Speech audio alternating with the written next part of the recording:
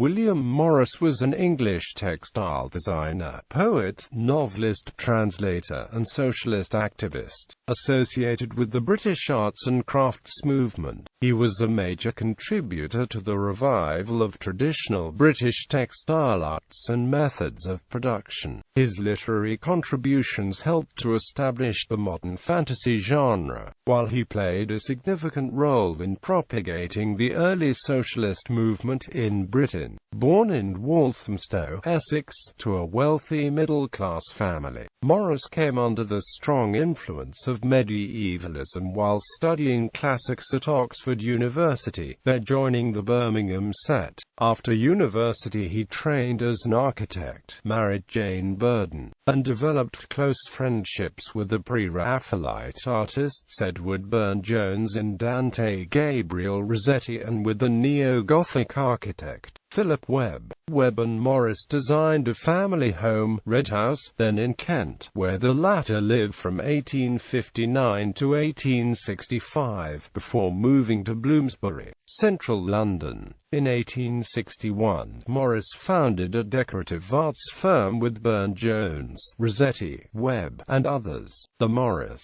Marshall, Faulkner and Amp Co. Becoming highly fashionable and much in demand, the firm profoundly influenced interior decoration throughout the Victorian period, with Morris designing tapestries, wallpaper, fabrics, furniture, and stained glass windows. In 1875, Morris assumed total control of the company, which was renamed Morris & Amp Co., although retaining a main home in London. From 1871, Morris rented the rural retreat of Kelmscott Manor, Oxfordshire, greatly influenced by visits to Iceland. With Eric Magnusson he produced a series of English-language translations of Icelandic sagas. He also achieved success with the publication of his epic poems and novels, namely The Earthly Paradise, A Dream of John Bull, The Utopian News from Nowhere, and the fantasy romance The Well at the World's End. In 1877 he founded the Society for the Protection of Ancient Buildings to campaign against the damage caused by architectural restoration, embracing Marxism and influenced by anarchism. In the 1880s Morris became a committed revolutionary socialist activist after an involvement in the Social Democratic Federation. He founded the Socialist League in 1884, but broke with that organization in 1890. In 1891 he founded the Kelmscott Press to publish limited edition, illuminated-style print books, a cause to which he devoted his final years. Morris is recognized as one of the most significant cultural figures of Victorian Britain, though best known in his lifetime as a poet. He posthumously became better known for his designs. Founded in 1955, the William Morris Society is devoted to his legacy, while multiple biographies and studies of his work have seen publication. Many of the buildings associated with his life are open to visitors. Much of his work can be found in art galleries and museums, and his designs are still in production. Early life. Youth. Morris was born at Elm House in Walthamstow, Essex, on the 24th of March 1834.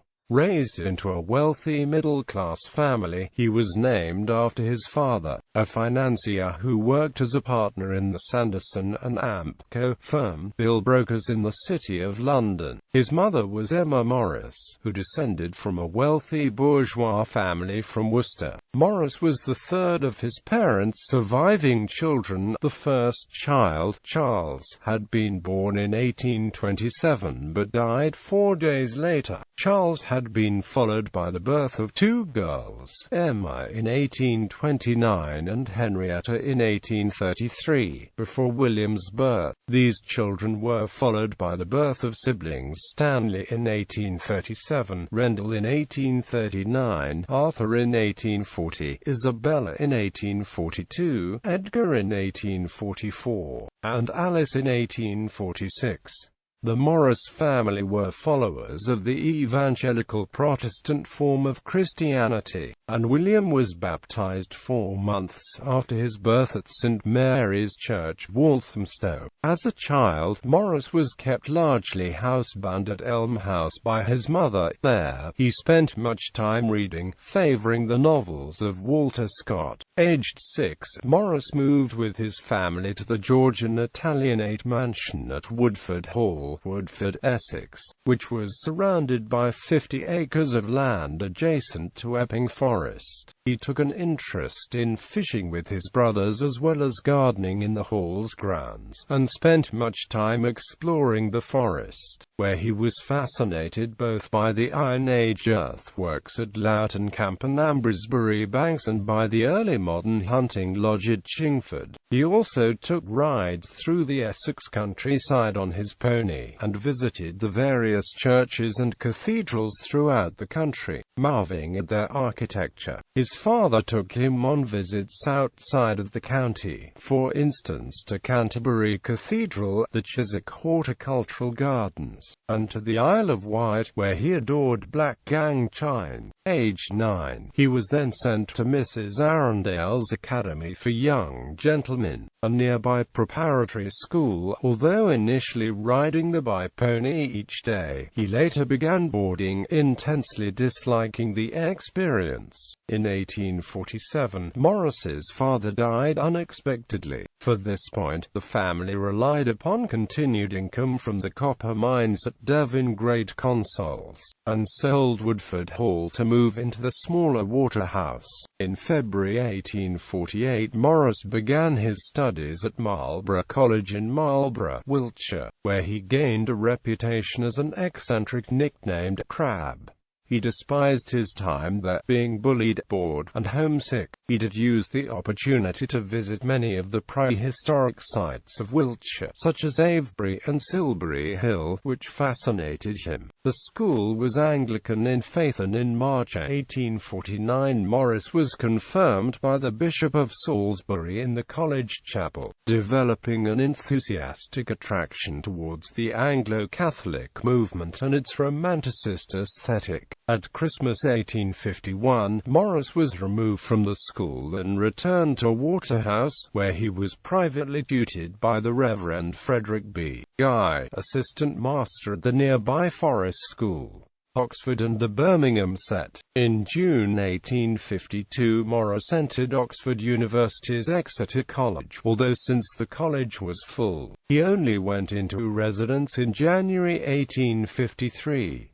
He disliked the college and was bored by the manner in which they taught him classics. Instead, he developed a keen interest in medieval history and medieval architecture, inspired by the many medieval buildings in Oxford. This interest was tied to Britain's growing medievalist movement, a form of romanticism that rejected many of the values of Victorian industrial capitalism. For Morris, the Middle Ages represented an era with strong chivalric values and an organic, pre-capitalist sense of community, both of which he deemed preferable to his own period. This attitude was compounded by his reading of Thomas Carlyle's book Past and Present, in which Carlyle championed medieval values as a corrective to the problems of Victorian society. Under this influence, Morris's dislike of contemporary capitalism grew, and he came to be influenced by the work of Christian socialists Charles Kingsley and Frederick Denison Morris.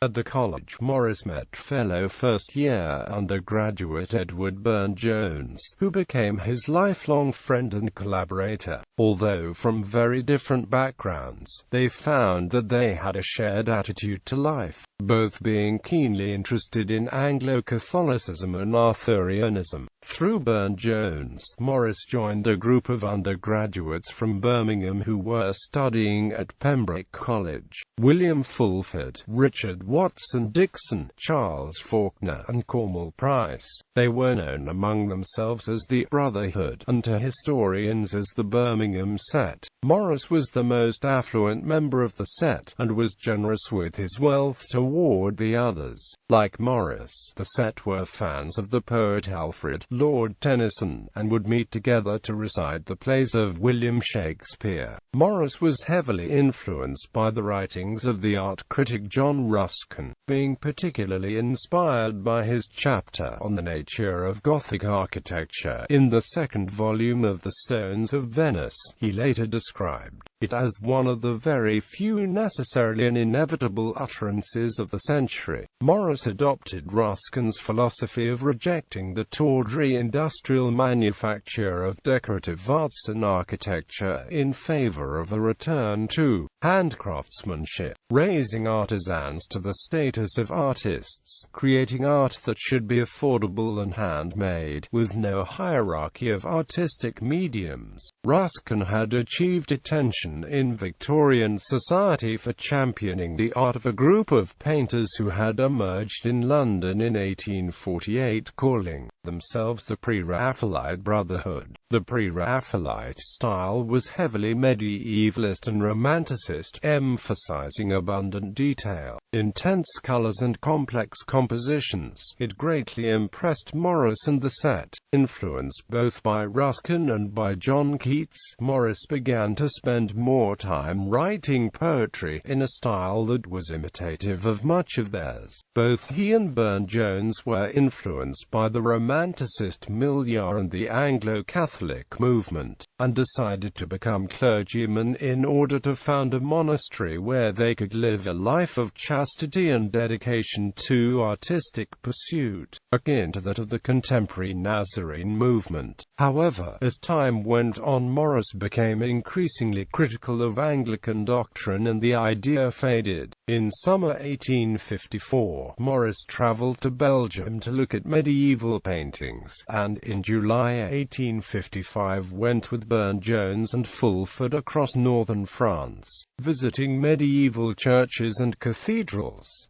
It was on this trip that he and Burne-Jones committed themselves to a life of art. For Morris, this decision resulted in a strained relationship with his family, who believed that he should have entered the commerce of the clergy. On a subsequent visit to Birmingham, Morris discovered Thomas Malory's La Morte d'Arthur, which became a core Arthurian text for him in Burne-Jones. In January 1856, the set began publication of the Oxford and Cambridge magazine, designed to contain mainly tales, poetry, friendly critiques and social articles, mainly funded by Morris, who briefly served as editor and heavily contributed to it with his own stories, poems, reviews and articles. The magazine lasted for 12 issues, and garnered praise from Tennyson and Ruskin. Apprenticeship, The Pre-Raphaelites, and Marriage, 1856–59. Having passed his finals and been awarded a B.A., Morris began an apprenticeship with the Oxford-based neo-Gothic architect George Edmund Street in January 1856.